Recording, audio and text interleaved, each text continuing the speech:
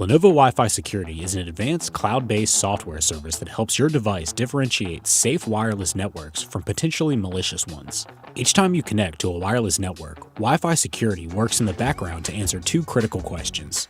Does this network adhere to current security guidelines?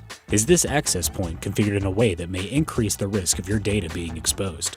With Lenovo Wi-Fi Security enabled, you get a warning anytime an available network appears to be high risk.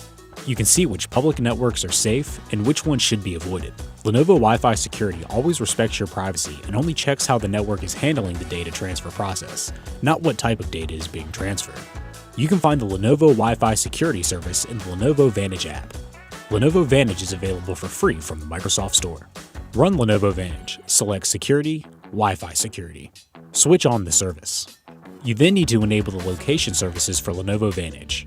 Click Agree, and in the Settings menu, find the Lenovo Vantage icon and enable it.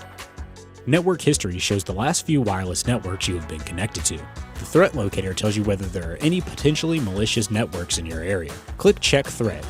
Insert your address and click Check for Threats.